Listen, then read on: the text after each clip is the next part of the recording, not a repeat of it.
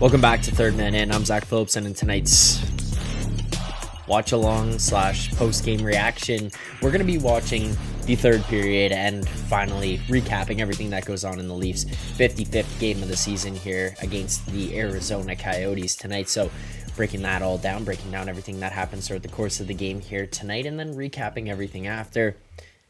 Thank you so much to everyone who's tuned in here. I know that this is a little bit of a odd one for us. It is a 10 o'clock start time, so I wanted to make sure that I was able to get on here, give some thoughts on the game, give you guys some type of show here tonight, and not just skip it, because, you know, even though these are late ones, I still want to make sure that people have some content to look out for as they get into things in their morning, try to figure out what happened with the Maple Leafs the night before. So entering the third period here, for those of you wondering, the Leafs are up 4-3. Austin Matthews, 2 goals himself. Bobby McMann, of course. Why would you not have Bobby McMann scoring a goal here as well? He's on the board, and William Nylander. Austin Matthews now 51 goals on the season. I'm hoping for a hat trick here tonight to get him to 52. In Arizona here, trying to make things a 2-goal lead here late or into the third period. Why not Matthews? Why not in Arizona? I mean, 350 career goals, 51 on the season. It's been a pretty cool night here as Leafs fans, so we'll continue to watch this one on. Hopefully the Leafs can close things out, but entering the third period here, they are killing off the remainder of the penalty to William Nylander that they had going into the second intermission. So I'll be reacting to things that happen as well as answering stuff in the chat as things go along. If you are watching right now and you do enjoy the show, enjoy the content, please make sure to hit that like button. If you're not already, make sure to subscribe here to the channel, show some support, turn on notifications so you get notified every single time that we go live. But this will be a little bit of a hybrid as Nylander goes on a breakaway, scores. There you go. Just like that. Well, that'll make it 5-3 for the Maple Leafs as Nylander comes out of the penalty box. So you got to enjoy that if you're a Leafs fan here. But look, coming out of the box, perfect timing, gets sprung here. This is kind of one of those ones where if you're on the bench, you're sitting looking out there. It's the same situation as what happened when Liljegren got beat by the guy coming out of the box. I'm trying to remember what game that was, but you're talking about, hey, how do you not have the awareness? Sheldon Keefe kind of coming out into the media after saying, that was a disgusting shot. Holy shit. Both Willie and Matthews with 2 here so far tonight. 28th career 2-goal game for Nylander. This guy's out of his mind. I think there's other parts of his game for sure that need to be cleaned up, can be cleaned up, especially as he gets to the playoffs, but the way that this guy's played this year, the way that the scoring has come from him, and the way that he's played traditionally in the playoffs in the past, like, whatever. I'll let it slide for Nylander. This guy's insane. Both Pizzolas loving Willie Styles there. Rob P in the chat. Shout out, Rob. Thank you for watching at 12:15 a.m. And my boss, Rob, tweeting, I effing love William Nylander. Me too. Guys, me too. I love this guy. I think that as we move forward, the contract that he signed, it looks daunting right now. I don't think it'll be that bad. I think maybe towards the end, it might be something you look at and go, wow, holy shit, how did he get that? Or how are we dealing with this still? But I really think that, like, over the next couple of years, as the salary continues to move up and this guy scores 40 goals, we're going to be sitting there going, you know what? That contract made sense. Again, I think that there's a lot that he can add, and there's times where we definitely look out there at him and just be like, oh, wow, I need some more, or it looks like he's not giving it everything, whatever. But I think that that's kind of just how he plays, is it looks like that. Here's Matthews. Matthews has looked like a man amongst boys here tonight against the Coyotes. The way that he has, every time he touches the puck, it looks like it's on a stick on like a string. He basically looks and feels like he could do anything he wants. Nyes has had a really good game here so far tonight as well. This whole first line, basically every time that they go out on the ice, I don't know if it's just a matter of them being fired up, them wanting Matthews to get his 50th, Nyes being fired up to be back in Arizona here as well, all the friends and family that those two guys have in the stands, and anticipating kind of historic moment or the continuation of a historic season from Matthews, but they have had energy all night. They've dominated the offensive zone. They've been pretty decent or pretty good, I guess I should say, in the defensive zone. They felt dangerous every single time they've gone out on the ice. Like every time you see them step out there, it feels like that line could score. And whether it's Marner going through the legs, making incredible passes, the guys cutting through on back doors, if it's Matthews finding ways to score from the corner, like these insane angles at any given moment. If it's Nyes making power moves to the front of the net with these little like spinorama plays, whatever it is, this line has looked very, very good tonight. One other thing that I've kind of noticed here, I mean, we'll talk about it throughout the third period and as things continue to go on after as well, but like, I don't know how you guys feel. I'm really liking this Bertuzzi, Nylander, Domi thing, because not just do I like this line, I like what it allows this Leafs team to do matchup wise with these three lines. Like the one thing I was listening to that made sense, and you know, it's one of those things where if Jonas Siegel, Jeff O'Neill, and Brian Hayes all three agree on one thing, and Mike Johnson on top of that as well, you're probably looking at something that it really does make sense, given the different perspectives of all of those guys. But here's one thing to think about. Let's say you were to take take these things away from the player. The fact that he's the captain, his name recognition, and the salary that he makes. You're looking at a guy who's effectively been probably a third-line player, at least from a production standpoint and a level of play this season, in John Tavares. I'm not trying to like throw shade at him or put a slight on him, but that's kind of what we've gotten out of him this year. It just hasn't been that great of a year.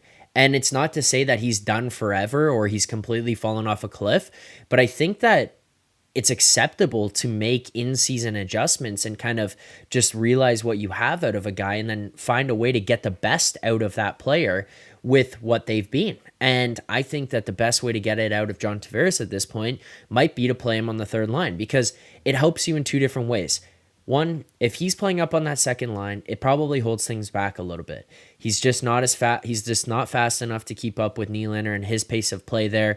I don't necessarily think that those two have ever really been the type of guys to work together that well. It's not like they've been bad or anything. I'm not trying to say that, but it's just like I don't think that that's the optimal duo. It's always really been, you know, Marner and Tavares. That's where you want to have JT with a guy like that. But I think especially as his ages and some of parts of his game deteriorate here, maybe the best way to get use out of him is in a third line role with some guys who've got some speed and got some jam, and he's more the focal point rather than like, oh, you're a secondary piece. You put him with Nick Robertson, a guy who jets around, looks for like kind of these one and done opportunities where he can get away, break away with speed, get a shot off. And then you look at a guy like Bobby McMahon and you throw them out together. They're going to go into the zone. They're going to create pressure. They're going to cause turnovers. They're going to get on the defense early. They're going to get pucks in corners, and it just gives JT an opportunity to kind of be a third man, be responsible, be the center who takes and wins draws. Oh my God, that was almost a suicide pass to Matthews. But they can be that. He can be that guy with those guys. And then on top of that, what I've really liked here out of this second line is like, you have a guy in Max Domi who is a very good playmaker. I don't think people have kind of appreciated what he brings from a passing, playmaking, vision standpoint enough so far this year. I think some of that might just be because it hasn't really got the opportunity to be on display, whether it's been because he's been on the third line or if it's been because he's not really gotten the power play time that he's maybe got in some other opportunities on some other teams. But it's a good opportunity by Domi there. Sorry, they're just showing a replay. But Domi has been a guy who, in his career, who's been a really good playmaker. He's shown that in flashes here. Well, guess what he's going to have an opportunity to do between William Nylander, a guy who's a fucking goal scorer, and Tyler Bertuzzi, a guy who's a go to the net and put your stick on the ace guy. He's going to have an opportunity to thread the needle around a little bit out there and kind of find these guys and opportunities that's a way offside that might be beneficial to them. You're going to have an opportunity here where you can get a guy like Nylander into open ice on the move, kind of creating his own space where if Domi's just kind of looking around, he's got his head on a swivel. He can find that guy. He can find him in open space. He can find him in stride, and you can bury. You can get opportunities like that. Then on top of it, you're going to have Bert who can win battles, get to the front of the net, create a net front presence, push around guys, piss people off a little bit in front, get a stick on the ace. Now you've got Nylander open. Domi hits him, gets shots off, gets shot opportunities. Bert's in front for screens, for tips, for rebounds. Like, there's so many opportunities that come out of this that it's kind of like, it feels now like you've got 1, 2, and 3. And every year in the past, we've looked at this Leafs team going into the playoffs and kind of being like, well, your top two lines, they're not able to score right now. So now what? Now what happens? How do you look at these guys, or how do you expect production to come from this team when you have as weak as we've kind of traditionally looked at the bottom six here in Toronto, when you have as weak of a offensive producing bottom six that we've had each year we've got in the playoffs?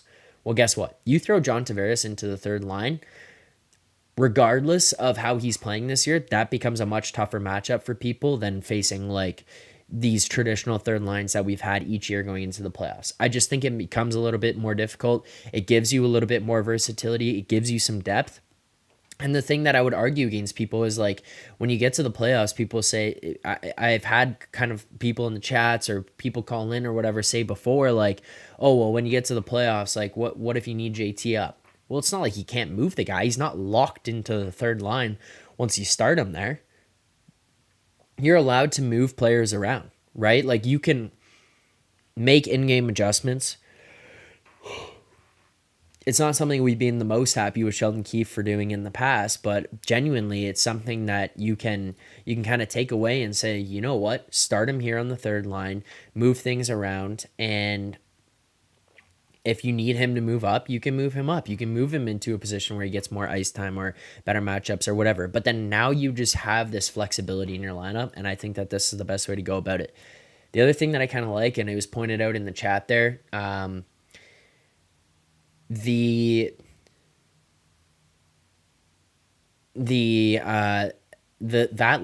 second line with Domi, Bertuzzi, and Nylander, I think they give Nylander a little bit more physical confidence, not because Domi and Bertuzzi are the biggest, most physical presence out there, but watch what they do in every single scrum.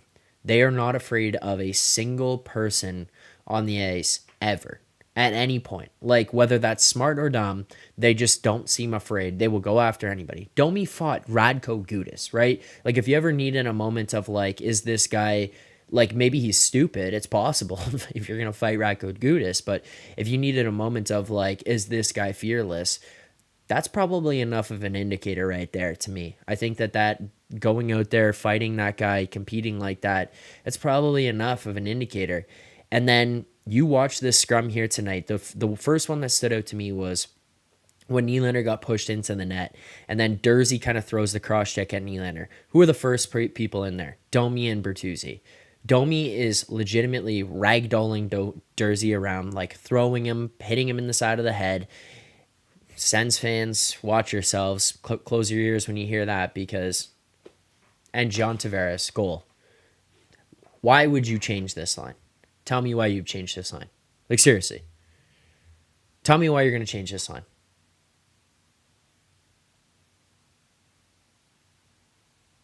That's gross. What a shot. I forgot what I was even saying. Let me recap this goal. That shot by John Tavares was absolutely gross. Gross.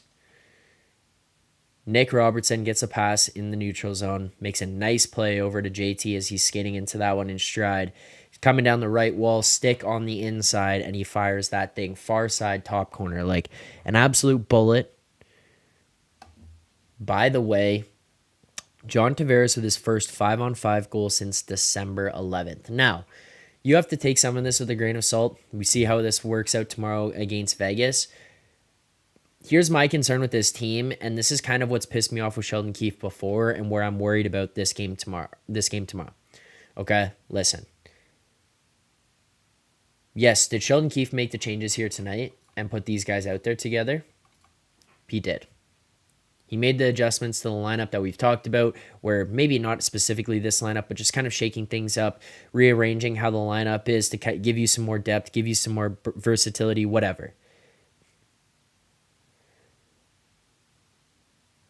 They're going to go into Vegas tomorrow on a back-to-back. You're playing on the West Coast time. You're playing a much more difficult team. You're now coming off of 4 games where you are... Ooh, that's a bad turnover in your own zone. You're coming off of 5 games, where you've played without your number 1 defenseman in Morgan Riley. You've dealt with injuries and sickness. You played games without Tavares and Marner. Played games without Gio. Played games with some injuries here. You're going to go into this game against Vegas, a real team, the toughest competition that you've played over the last 5 games. And way to go by Marner there. Stick up, stand up in the neutral zone. If it doesn't work tomorrow, don't panic switch this on Saturday. Don't go back to JT's second line and just say it didn't work. Like, give this a little bit more of a sample size than 2 games. That's what's going to piss me off. Like, if they lose tomorrow, they lose 5-2, 4-2, whatever. And then Keefe goes into Saturday and says, we can't have this, and switches up and goes JT back to the second line, goes to the third line, plays Bertuzzi and Domi for 10 minutes a night. I'm going to be pissed off. Like, genuinely, that's when I'm going to come into the conversation on Saturday night after the game and be in an angry mood, being like, what the hell are we doing here with these line changes and why is this happening? So that's kind of what I would need to see, where it's like, this is what's bothered me with Keefe in the past. And then people say, well, he made the changes. Why are you going to get mad at this? Look, I'm happy with this change. Let's see if he has the patience to hold on, because I think it's looked good. Oh, also what I was saying before JT scored that gross goal and almost scores again here.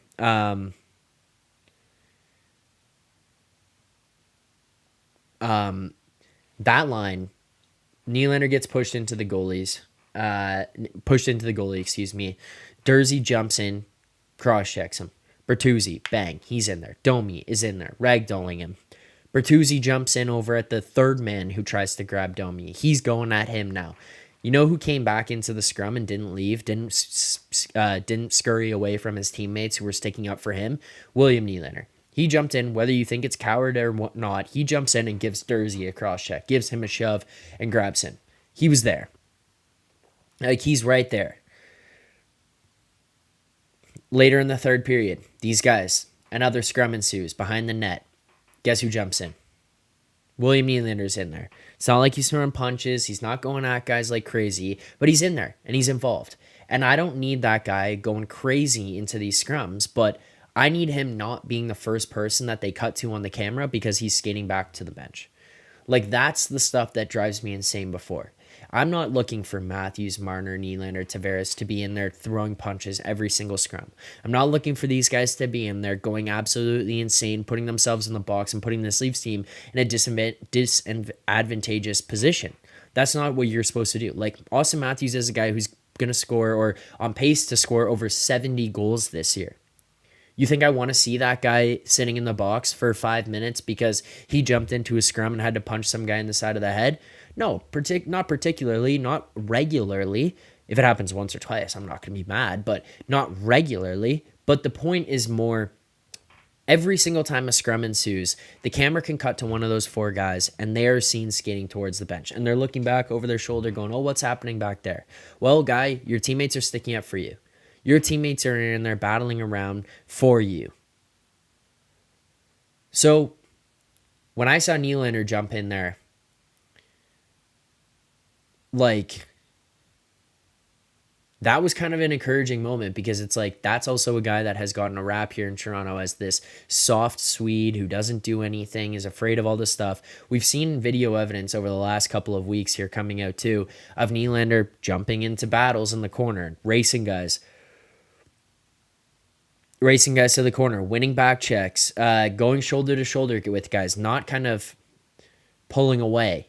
And then you see that here tonight, and it's like, okay, I think that there's a little bit more. And to me, truthfully, as bad as this regular season has been for ups and downs and consistency's sake for this Leafs team, I think one thing that we've seen slowly start to creep in, and it's the one thing I've really demanded out of this Leafs team because I haven't necessarily cared how they played throughout 82 games. The one thing that I've really been really looking for this Leafs team is, are they going to show us this year that they are different mentality, attitude, and character? Like, are you going to show us that you've got some balls, you're willing to stick up for yourselves, you're willing to stick up for each other, and there's a team mentality?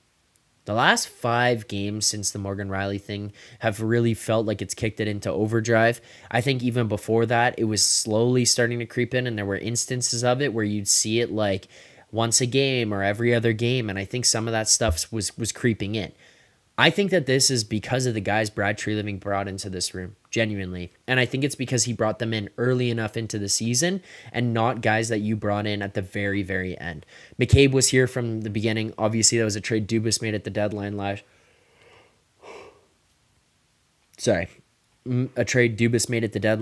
year, but I think him being here for a full season now. And then you don't just have a guy like McCabe or one guy like Muzzin on this team to kind of try to instill that in people. But I think it's something where you have them thrown in the mix, and then you add Benoit, you add Reeves around the team. Whatever you think about his level of play and what he brings to this team on a nightly basis and this lineup on a nightly basis, I think that his presence in the locker room, like, we are not in that room, guys. And maybe I'm wrong because I'm looking at it on the positive side, but I think to the people who are looking at it saying this guy does nothing, what a fucking waste of a signing, I feel like there's a lot more to it than just what goes on the ice. Can we argue that the contract was too much? Yeah. Can we argue that maybe he shouldn't have signed for 3 years? Yeah, that's fine. I'm willing to have those discussions. But do I think a guy like that is probably pretty important to a locker room like this that has felt like it's not as cohesive, like publicly facing, it's not as cohesive as maybe they say in the room, or we see some of these teams that have success and go on and win Stanley Cups be? It feels like it's missing that piece. And then you see a guy like Ryan Reeves come here, Bertuzzi, Domi, like these guys who play a certain way and have a certain fight in them, a certain attitude about them. And these guys play with pride and care about the team. Like, it starts to mix in and feel like, okay, we've got enough guys here right now who play this way and care this much that it's going to be infectious. Like, that is going to override any other selfish things or selfish thoughts that could be going on.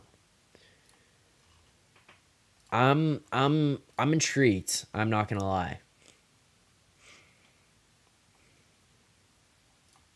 I'm not gonna lie.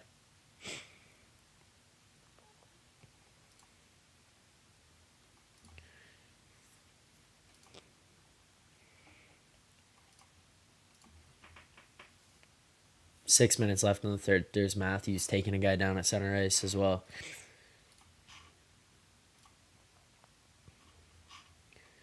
If you guys haven't already and you're watching right now, please. It's late. It's been a long day. I apologize, everyone. If you're watching right now and you haven't already, please hit that like button, subscribe here to the channel. I do appreciate all the support, but let's continue to bring this thing to the moon. Like, subscribe, comment, turn on notifications, all that good stuff. Look forward to it. Let's continue to build this thing up. But thanks to everyone tuning in here as well. 12:30 in the morning Eastern time. Leafs winning this one currently 6-3 in a commercial break with about 6 minutes remaining in the third period here. Craig Harrison, if the Leafs are matched up with Florida first round, Ryan Reeves will come in handy for sure. We'll see. I don't know how much Sheldon Keefe would want him to play, but I think that what he's built or helped build into this team all year long, I I think that's what's going to show in the playoffs. And I think that might be what comes in handy. I think him being around guys like McMahon and Holmberg and Bertuzzi and Domi and stuff to kind of have person to talk to about some of this stuff might be a helpful factor as well. Like, again, these are things that I'm speculating about, but it's just kind of the mindset and the character that I think can kind of be instilled in the room by a guy like that. Phenom, I've been one of those people very... Okay, stop yawning. Sorry, guys. I've been one of those people very critical of Brody, but he's been much better lately and played well tonight. Agreed, 100%. I think Brody has really stepped up over these last five games, including this game here tonight, obviously, as the fifth. But I think to that point there, Phenom, the one thing that we kind of got to look at with it is what's the main thing that's changed? Okay, yeah, obviously playing with Morgan Riley to switching over to this, to playing with like Liljegren or playing with Lajoie or playing with whoever he's been kind of thrown out there with has been a change, but it's not like those guys are better defensemen than Morgan Riley. So I think people should pump the brakes a little bit on that. The one thing I would say that's been the biggest change and the most notable change that I think should continue going forward and will also tell us a little bit about who the hell Sheldon Keefe is as a coach and what his level of intelligence is going on there. Are you going to keep TJ Brody on the left side, or are you going to move him back to the right side? Because he has now seen a ton of success for 5 consecutive games on the left side compared to, I mean, let's take away the games that he missed himself. So let's just say 55 game sample size. Your last 5 has been on the left side, and you've looked comfortable, you've looked calm, you've looked confident, you look good moving the puck, you look like you're very engaged in the game. Why would you now switch him back over to the right side when Morgan Riley comes back? It feels like you are, oh shit. Benoit went hard into that post. I don't think that you can risk doing that. I'm going to sneeze.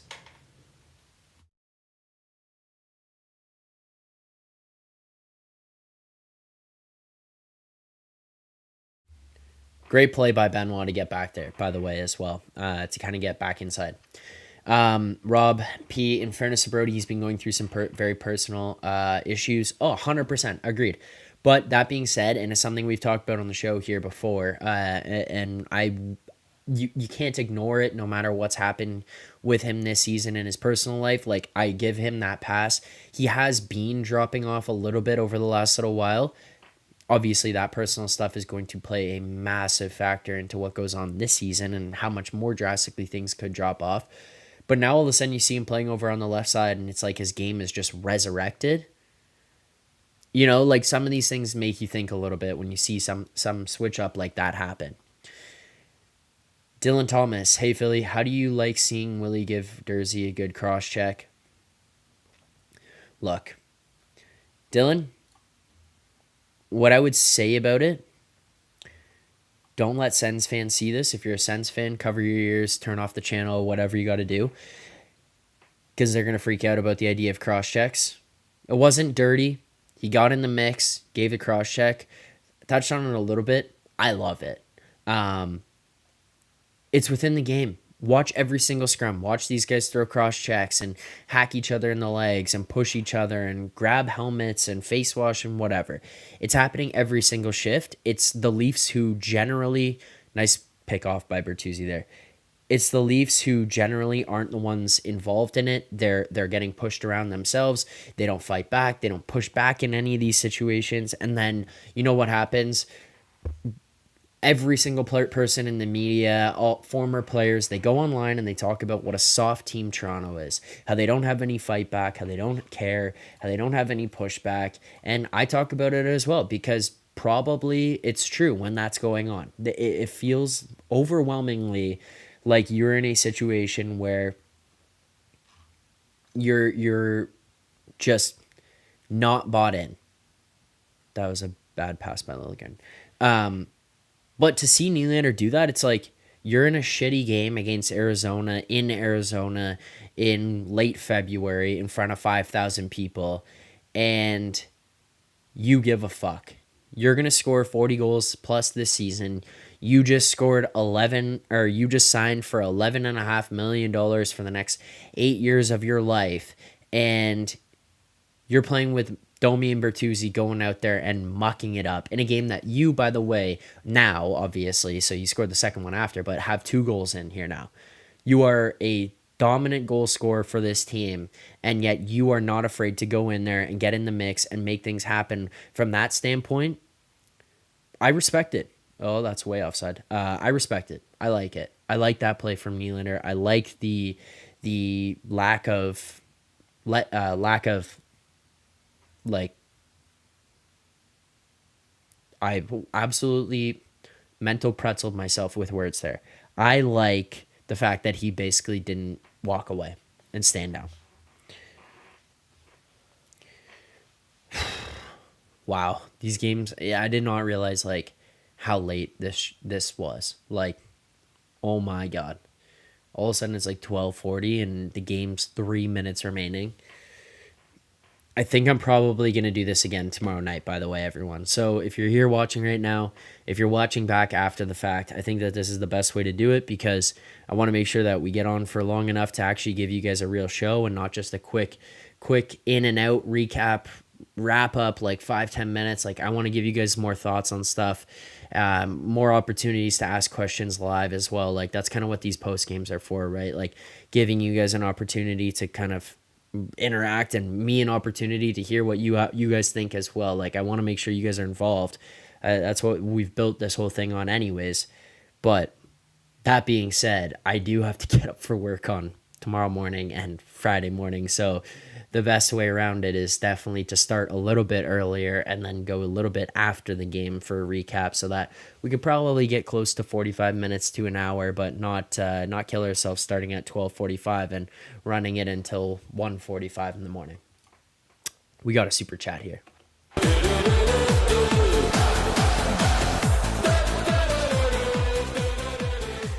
Phenom says, Zack, how do you think the recent solid play from the Leafs affects Tree's thinking heading into trade deadline? More or less likely he makes a move?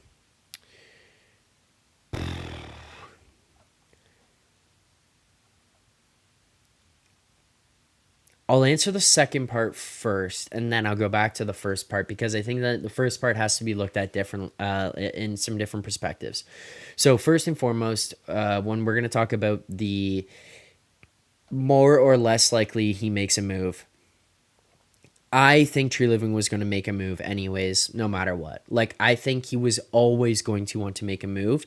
It's just the degree of which he was going to want to make that move at. Was he going to want to sell lots of assets? Was he going to want to give up picks and prospects to go out and acquire some player? Is he looking for big game hunt? Is he going big game hunting? Is he looking to add top 4 defensemen, top 2 defensemen? Is he looking to add a guy onto the top 6 left wings? Like, what is he looking for? Is he looking for another center? You know what I mean? There's that kind of question. But I think he was going to make a move anyways. I think he's going to just try to add a little bit of depth. You know, you're going to deal with some injuries, deal with some sicknesses. You've got fucking Benoit and Marshall Rafai and Max Lajoie playing tonight. You know what I mean? There's, like, this is... You go into the playoffs with these guys. Look, I think that these guys have done tremendous in the opportunities that they've been given and the roles that they've been put in, right? But you put these guys in a playoff in a 7-game series, I don't think that any of us as Leafs fans are really sitting there the most confident thinking that these guys are going to get it done through 4 rounds of playoffs, right? Yeah, obviously you get guys coming back if that's the case, but let's say you have someone go down for a little bit of an extended period of time, and now you have to have Marshall Rafai step in for, TJ Brody for a long period of time. Is this ideal? Not really. So he's probably going to try to add some depth and shore things up a little bit. But I think he's always going to make a move. Now, the other part that you asked, how do you think the recent solid play from the Leafs affects Tree's thinking heading into trade deadline? I don't really know. Tree Living traditionally in Calgary made few moves at the deadline. He didn't really go crazy. He would keep things kind of calm. The only time that he really made any kind of big trade was when he went out and acquired Tyler Toffoli, and he gave up first round pick, and he had like 2.5 years, I think, left on his contract. That's an absolute great trade. Like, acquiring a player like that to come here to this Leafs team and giving up an asset like that, I would be willing to do. Like, that's fine to me because you're getting a really good player on term. Those things make sense. Like, those things just make sense to me to do. That's the right decision. Just as business wise, hockey wise, whatever. Like, that's a hockey trade. It's not we're going crazy for it all in this year. Do you know, like, you see what I mean from a distinguishing standpoint there? Now, for me and my thoughts on what you do at this deadline versus what maybe Tree Living is thinking or how this might go is, the first thought for me is that I still, even with this recent stretch, am of the belief, and I know Aaron Stitch had asked the question the other day as well, and I kind of had the same answer, and I think it's just going to stick the same for me is, yeah, you go on a 5-game heater, and I think that they've played really, really well in this 5-game heater. First of all, with this run, I just want to caution people to a degree here. You played St. Louis twice, not a very good team. You played the Flyers. Yep, they're playing really well right now. I wouldn't be surprised if they miss the playoffs. I'm not saying that they will. It's just like that's a team that's going to be a fringe playoff team. Like as the season progresses, I feel like we might see Islanders, Penguins, those guys kind of jump up in there and start to compete with the Flyers a little bit more. Maybe the Flyers end up in a wild card spot. Maybe they fall out of the playoffs. But there's some other stuff that could be happening, and I feel like ultimately they're not really a true playoff team. I'm not trying to shit on the Flyers. I think that this is way further ahead than they anticipated, and I think Danny Briere is going to be a little bit cautious because the one thing that happened here in Toronto for a long period of time was that they would finish 9th, miss the playoffs by a couple of points, get a shitty draft pick, and not improve ever. Then you go into the next season and say, well, we were close. So then you go and you try to make some moves. You go and finish 9th again, you get a shitty draft pick, and you don't improve. That's something that they're probably going to be careful of. I think that they don't want to fall into that trap. So it feels like they're going to be like, okay, we're going to improve this team. We're going to really accelerate it. We're going to jump in and we're going to go for something that we can build off of for term. Or you're going to go the other way and say, fuck it, we're out of this thing. We're pulling the chute. We're getting out of here. We're not going to make the playoffs. We're not going to push our luck. We're not going to ruin our future here. We're going to get out now and fall out. So I think that's where the Flyers are at.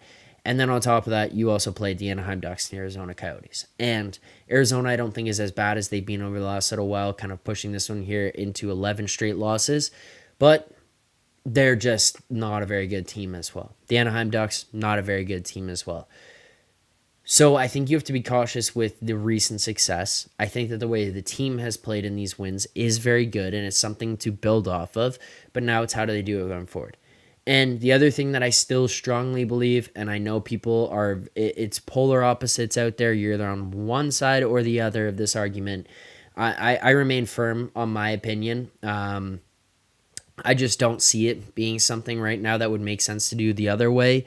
I know people are out there arguing for it, but I don't think that this is the year that you go nuts on stuff. I think that the heavy lifting that you did was in the summer. It was the Bertuzzi signing, the Domi signing, the locker room addition of a guy like Ryan Reeves, bringing in a guy like Simone Benoit, who all of a sudden turns out to be some stud on your back end, who's playing in your probably second pair, potentially third pair come playoff time, and was waived to start the season, right? Like, these to me, that was the heavy lifting. Now this is the year that you go out and you just acquire like a guy to replace Ryan Reeves or be ahead of him on the depth chart into the playoffs. This is year you go out and acquire Luke Shen for a 3rd round pick, right? Whoever that guy is that's going to be that equivalent trade, you're not going, unless you can get Noah Hannafin and you get him signed for another 5 years on top of that, which I don't think is happening, then I don't think you go crazy at the deadline this year. Think about the trades that were made in the past. Think about how these trades kind of panned out after the fact. Yeah, obviously no trade that you make guarantees that you win the Stanley Cup or make it to the finals or whatever. But you lost in the first round of each of those. And then guess what happened with the vast majority of these players that you sold assets for? Lyubushkin, free agency, gone. O'Reilly, free agency, gone. Shen, free agency, gone. Achari, free agency, gone. Right? Like, look down the list. That's just last year. Even Lyubushkin the year before that. But, like, you're looking at the vast majority of these guys over the last couple of seasons. They get traded for, you spend assets, you don't have success, and then they're gone. Maybe this is the year that you kind of hit the pause button on selling big on prospects and picks. You don't go crazy unless you're going to get a guy with term, which, again, I know that keep going back to that, but you twist my arm on a guy with term, I'm there. I can make that trade. I can move on from somebody or keep somebody around, whatever, just because you're going to get some term. But for me, my thinking doesn't really change that much. I'm kind of in the same position. I think that that's where you're at. Okay. Let's kind of get back on track here for what happened tonight. We talked a little bit about some of the stuff. I'm not going to really dig into some of the goals too much here, but just kind of a recap for those of you who might have missed it. Leafs win this one here tonight, 6-3 against the Arizona Coyotes, game 55 of the regular season. You move to 31, 16, and 8 on a 5-game win streak here now. Morgan Rielly out for all 5 games. His appeal was denied or suspension was upheld, however you want to word it, but this Leafs team continues to motor. It doesn't matter who's in the lineup, doesn't matter who's missing, they continue to get it done. It doesn't even matter. Sorry, 1 a.m. here Eastern time. It doesn't even matter who is in net for this Leafs team. They find ways to win right now, and Austin Matthews is on the heater of all heaters. You're talking about a guy right now with 51 goals in 54 personal games played. The team obviously at 55, but he missed one, so 54 personal games played. He's on pace for over 70 goals this season. Like, at what point here do we start talking about could 80 be within reach? I don't think it's gonna happen, but I like 70. It feels like the short side of the projection.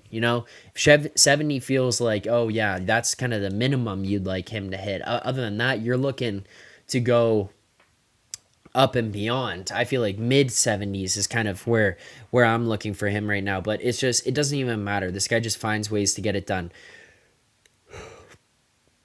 That shot from the corner that he feels like he's scoring on every other night here right now during this heater, that one tonight was ridiculous to watch go into the net. Gets himself open, and you could feel it coming. Every time his line stepped out on the ice, you know that Nyes and Marner were looking for him to get to 50, especially here in Arizona, with their friends and family in the stands, with their section booked off for Matthew Nyes. Every time they stepped in the zone, they felt that first line felt dangerous tonight. You give them 8 power plays in the first period, obviously exaggerating there, but Arizona just kept going to the box.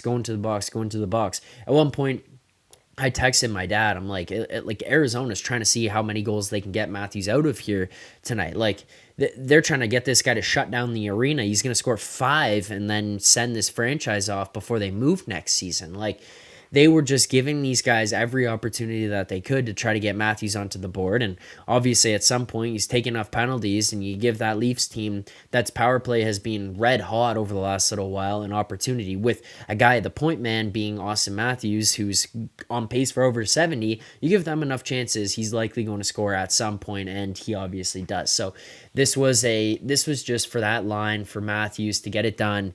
It was a very, very good night. It was pretty cool to watch this guy score 50 like that with his parents in the stands in Arizona there.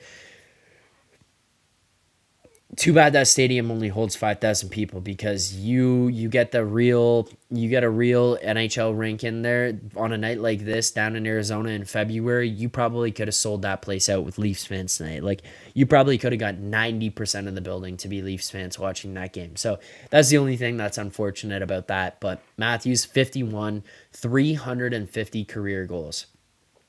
This guy is a sicko. Like, this guy's a sicko. He is on pace right now for the second best goal scoring season in NHL history. Era adjusted, obviously. You have to remember Lemieux, Yager, Gretzky, like Bossy, Solani. These guys had insane seasons of goal scoring, but this is era adjusted, right? Whatever take that for what it is, but it's effectively supposed to even the playing field across the scoring, the defense, the goaltending of all the eras and kind of just match them up to determine the level of difficulty of scoring, how hard it was to score in those eras.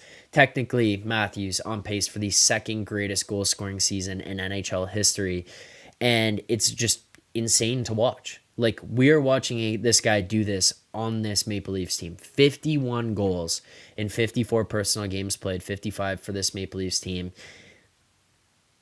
The day that this Leafs team, I remember sitting in the car. You know, we usually do recaps of stuff, but like, I remember where I was the second I found out that the Leafs won the draft lottery. I was sitting in the car with my dad, listening to the radio, listening to TSN or to talk radio, whatever it was, refreshing Twitter, refreshing the score over and over and over again. I couldn't watch it live, but I was just refreshing all the way on this drive. And then we got notified that the Toronto Maple Leafs won the lottery, would be drafting first overall.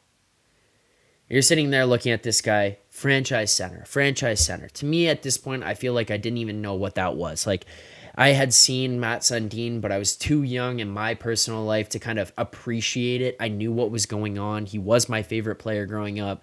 But at that point in my life, to sit there and pretend or act like I knew what was going on in front of me and the level of greatness that I actually had would be a lie. I had no idea. So you get an opportunity to look at this guy that is being praised as a franchise center, a guy who's going to be your number one center in this city for this long period of time, a guy who is going to be a great big defensive two-way, I guess is a better way to say it, a centerman who is like Anze Kopitar comparisons. And I'm sitting there looking at this guy. I'm looking at the LA Kings. I'm looking at the success they had. I'm looking at Kopitar in his career and thinking, you know, if this guy could even be somewhat close to what Kopitar's done in his career, then holy shit, we've got a player. Little did I know that this guy was going to have a season where he scored 40 goals in his first year. He scored 4 goals in the first game that he played in the NHL, the first game with the Toronto Maple Leafs. He scored 60 goals a couple of seasons ago. He scored 50 goals in the first 54 games of the season this year and is on pace for over 70. To continue to see what this guy is doing, to continue to see the level of excellence that he has performed at here in Toronto has far exceeded anything I could have ever thought, and far exceeded anything I imagine a lot of people here in the chat or people watching this back after will have ever understood or anticipated happening when the Leafs won that draft lottery. I will never for the rest of my life forget where I was when that happened, when they won the lottery, because that moment changed everything for who we were going to be as a fan base moving forward. Whether this team wins or loses, which I still would much prefer that they win, to be able to watch this guy in his prime, to be able to watch a guy who, look, we're looking at a guy like Alex Ovechkin, and he's on this chase for, this might be a hot take, but he's on a chase for Wayne Gretzky. He's on a chase to catch the greatest player of all time in career goals scored. Alex Ovechkin is right now. There's an opportunity here, or there's potential here, that that Alex Ovechkin only holds that title for a couple of years until Austin Matthews catches him. I'm not saying it's going to happen, but just take in the fact that that's a possibility. We're watching a guy on the Toronto Maple Leafs who could potentially reach that point. Yeah, and as Phenom says there in the chat, 34's rough season last year was 40 goals. This guy had a down year. This guy had a year that the media and other fan bases dunked on him for. Like, they shit on Austin Matthews last year. He scored 40 goals. We had seasons here in Toronto watching Phil Kessel score 40 goals. And on this, no disrespect to Phil. We had seasons here in Toronto watching Phil Kessel score 40 goals and like praising him like he was God. Not to say that 40 goals is anything to sneeze at, but we watched that and sat here and we're like, all hail the goal scoring king. Like we've never seen this before in our lives. And then Austin Matthews scores 40 and he just gets shit on. Think about how many other fan bases out there have never seen a guy score 40 goals. And this guy had a bad year and he got dunked on. Yeah, Bozy, Phil, and JVR. Those were the good old days. But still, like just to think about where things have come from. It's incredible. It's incredible. A couple of shout outs that I want to give here. First, let's start with Bobby McMahon. Another goal from him here tonight. This guy's been out of his mind over the last little while. I mean, you get an opportunity here to get into this lineup. This guy wasn't even supposed to play in the game against the Blues. He wasn't supposed to play. He finds out that guys on the team are sick, and he goes out and scores a hat trick. And since that point, like, hat trick, goal, 2 goals, another goal here tonight. Bobby McMahon has found himself on the score sheet every single night. And not just that, he hasn't been a guy who's just getting these tap-in goals, but he's doing it by playing the game the right way. Look at the goal he scores here tonight. Battling in front of the net, spins himself open, gets his stick on the ice in a smart, good position where it's easy to find him for TJ Brody to get that shot pass through tape to tape, and Bobby McMahon tips that thing into the empty net. Like, this guy is just in the right place at the right time right now. I don't know whether it's just a heater and it's going to wear off. I'm not talking about the goal scoring. The goal scoring is going to wear off for Bobby McMahon. Let's not kid ourselves. He's not going to score at this pace for the rest of the year. But I'm talking about the level of play. I don't know if this is something for Bobby McMahon where it's like, hey, this is peak Bobby McMahon. Things will slow down. Things will wear out. Or if this is like, hey, this is who this kid is, and this is what he's going to be. This is how he's going to play and how he's going to make an impact on this team. And to those of you laughing at this, or other fans who are going to come here and make a mockery of this, it's a complete and utter fucking joke that other people are going to come here and make that joke or make fun of that as outsiders watching this team. Because you know what happens every single year? The Leafs go into the playoffs and they play against a team like the Tampa Bay Lightning, who has Blake Coleman or Mikey Esamont or, Tanner Jeannot or, God, who else? Ross Colton on their third lines, Nick Paul, and then you get the similar situation to teams like that when you play against Florida Panthers or the Boston Bruins, where it's just those kinds of players who fit into the third line. You get into the playoffs and those guys score goals against you, and then we get mocked walking away as Leafs fans, like Nick Paul scored 2 against you to end your season.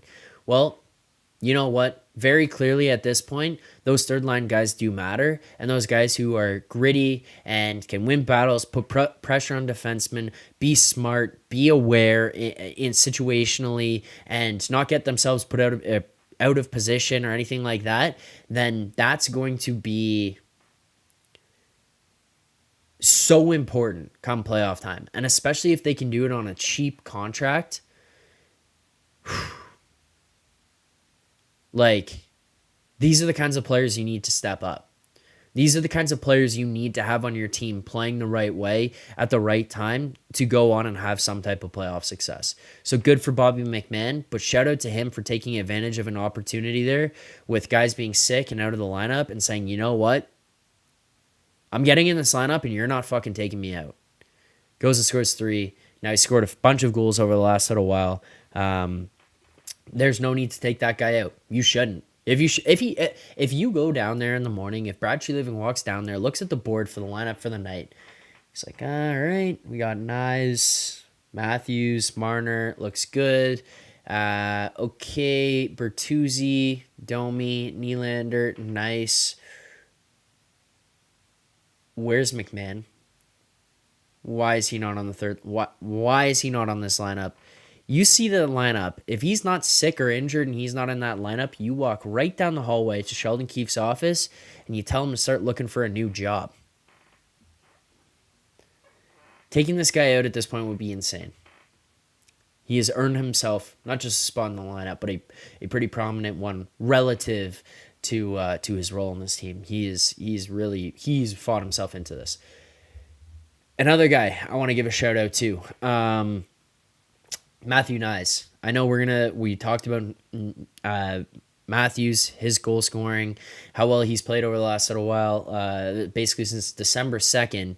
You want a stat here, actually? Since December 2nd, Austin Matthews has scored 36 goals. Let's take his 49, or his 51, excuse me. Let's take his 51. Just forget about it. Let's just take his season from December 2nd. He has scored 36 goals. December 2nd. That's excluding all of October, all of November, the first 2 months of the year. Since December 2nd, he scored 36, which would still be good enough to be tied with Nikita Kucherov for second in the NHL in goal scoring. Ridiculous season that this guy's having. But Matthew Nyes has taken a lot of heat from people in the chat, a lot of heat from people online talking about this guy doesn't belong there. He can't score points. He can't get it done. He does not deserve to be in this lineup, in this spot. Move him down, take away minutes, whatever. I kept arguing with people. Also, Blurvanny, yeah, Bozy, Phil, and JVR. What a time. What a time that was. Good one, Rand. It's animations, bro. There you go. Matthew Nyes looked incredible here tonight. And he's looked very, very good to me over the last little while. I kept arguing with people saying, watch him play, watch him play, watch him play, stop watching the stats. He's there. The level of play is there. The impact on a game, the impact shift by shift, it's there. This guy has looked very lethal over the last little while. Another guy, props to Bertuzzi. I need this guy to score more. I just do. I know everyone in the chat needs him to score more. I don't know if it was Sheldon Keefe getting a directive from somebody. I don't know if it was Sheldon Keefe realizing how much of a fucking idiot he was. I don't know if it was Bertuzzi who had neutered himself and he's kind of come back to light. I don't know what it was, but Tyler Bertuzzi all of a sudden in the last couple of games has kind of started to play like who Tyler Bertuzzi is. He started to play like Bertuzzi in the game against Montreal at the start of the season and game 2 of the season. He's playing like Bertuzzi with the Bruins and Bertuzzi with the Red Wings, where you see this grit to his game where he goes and pisses people off, gets to the front of the net, gets in net front battles, is able to find ways to get on rebounds, is in scrums, is sticking up for guys. And to me, that's how you get yourself involved when that's the type of player you are. You are a gritty, snot-filled player, and you take that out of your game. You can't just inject it at any given moment. Like, that's who you are. Live by that, die by that. That's what I want to see out of these guys. That's how I want to see this guy play. And finally, all of a sudden, it's like, hey, you know what? It seems like he's got that life back in him. Let's get the point production added on here. But as far as the way he's playing, I love it right now. Let's wrap things up here with also, I do want to shout out Marner. I'm harsh on Marner. I think mostly for me, it just bothers me because of the contract. Curtis Joseph, nice. Thanks for pointing that out, Zack. Oilers 5-5 in their game. Interesting. Marner is more, I don't think that the contract ever made sense. I don't think it makes sense right now. I still don't. I don't think that the contract that he signed to makes sense for what he's been over the last little while, and it concerns me for what he's going to get going forward. That being said, he had a really rough start to the season. I think for me, in my opinion, it lasted like about 35, 40 games. It feels like he's getting things on track here. Like, it feels like this guy is starting to kind of get dialed in, start to be Mitch Marner that we've known Mitch Marner to be. And it's only going to be beneficial to the people around him, whether it's on the power play or if it's on 5-on-5 for Austin Matthews and Matthew Nyes. It's going to be good for them. Oh, one final point I thought about here. The power play, it has to stay this way. I talked about the lines and the second and the third line being the way that they are with JT down on the third line. And I'm not saying this to punish Tavares. I know a lot of people are saying, like, look, you signed Tyler Bertuzzi and you're sitting here wondering why he's not getting points, why his production isn't there, and why he's not involved in the game that way that you anticipated. You also have to look at what he did and what he was successful at on the teams he was on previously. With Detroit, power play 1. With Boston, power play 1. He was an effective player who kind of made his money being net front, pissing people off, getting rebounds, tipping pucks, finding himself in that greasy area in the slot. That's an important area when you get to the playoffs. It really is. And this team's power play has been one that's kind of tapered away when it's gotten important in the playoffs there and kind of failed them a little bit. And having a guy like that on your power play who brings a little bit of a snot to it, like, I think that's going to be really effective, and I think that this is something that's going to give him a jolt of life. This power play is also rocking right now. On top of that, JT scores his first 5-on-5 goal since December 11th, playing on that third line, and the second power play unit looks lethal. It obviously gets called off the Nick Robertson goal, but they get out there with a minute of time. You've got a little bit of depth or versatility to your lineup because you put out the first line, which is a real first power play unit. Very dangerous. Matthews, Nylander, Marner. You're going to have Riley back here as well soon. But then you put out the second unit, and yeah, it's a drop-off, but it's not like putting out the AHL team on the second unit. You're putting out a legit power play out there still. John Tavares being out there, it's a good way to kind of spread things out.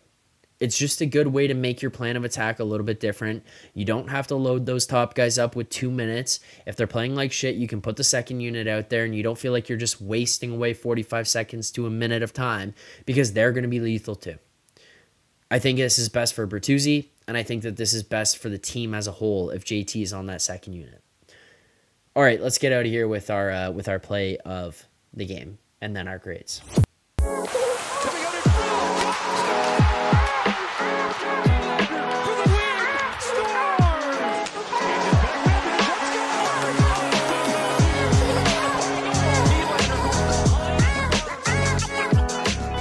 All right. Play of the game. Matthews 50. There's no way around it. I mean, it's not really even the goal itself necessarily. Yeah, it's great to see him get that from that angle, whatever, but it's just 50 in Arizona. 50 in 54, and then he makes it 51 and 54. That's the play of the game for me. Like, hands down, I don't think it can be debated. I certainly am not I can't see it any other way. I just really can't. 50 goals for Austin Matthews. That's my play of the game. Let's get to our grades. Also, drop yours in the chat. I want to see where you guys are at. You want answers? I think I'm entitled. You want answers? I want the truth. You can't handle the truth. Grade of the game for me, A-. Road game, 10 o'clock here. You're on the fifth game here without Morgan Riley. You want to close this one out strong. This is traditionally a game that it feels like this Leafs team loses. But here's where the problem comes for me. You absolutely dominate the Coyotes in the first period. 20 minutes, you just kick their teeth in. You're up 3-0. It feels like Matthews might score 10 goals himself here tonight. Samsonov, I think, looked pretty good. Here's where the problem comes in. You come out in the second period and it looked like you just didn't give a shit. And I don't care that it's February 22nd. I don't care that it's Arizona. I don't care about any of that. You fell off a cliff for like 10, 15 minutes of that second period, and that was pretty pathetic.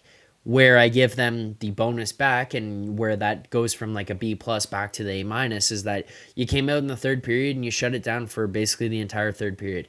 You played a really strong third. You cleaned things up. You created opportunities. You kept your foot on the gas from an offensive standpoint. You still got another goal there from JT. Got another goal there from Nylander. Like, going into that third period, it could have just been shut it down. We're up by 1. Or we let these guys get right back in. It's a close game. And they didn't. Second period was ugly. I think the rest of the game, though, looked pretty good for me. A- is my grade. That's going to do it for tonight's stream. I appreciate everyone who tuned in here. Sorry for being so tired. It is 1:15 a.m. Eastern time. Got to get up for work. It has been a long work day. Probably worked about 15, 16 hours today, so continue to grind until we get up tomorrow, do it all again, and then back here tomorrow night for about the third period watch along. Probably similar to this one. We'll see where the energy's at. I'm gonna try my best for you guys. I'm not gonna lie. I'm gonna be bagged, but I will be there for the third period, probably starting around the start of the third period, just much like tonight here. We'll do it again for about an hour. So thank you so much to everyone in the chat who tuned in here tonight. Thanks everyone who hit that like button, subscribe here to the channel. To the people who are new, thank you guys for showing support, for showing up. Hopefully you enjoyed the content. If you did, drop a like, drop a comment. If you didn't, let me know why. I want to know why. I want to know what I can improve what I can change going forward. So thank you everyone for all the support. This has been game number 55 for the Toronto Maple Leafs against the Arizona Coyotes, winning this one 6-3 here tonight. 2 goals from Matthews, 2 goals from Nylander, 1 from Bobby McMann. Of course, why not? Mixing all the goal scorers. Bobby McMann, he's got to be in there. 1 from John Tavares, Austin Matthews. Not only 50 on the season, but then he gets to 51 and he scores 350 in his career. All 350 with the Toronto Maple Leafs. Leafs win this one 6-3, move to 31-16-8 on the season. Thanks for tuning in. See you tomorrow. Keep believing.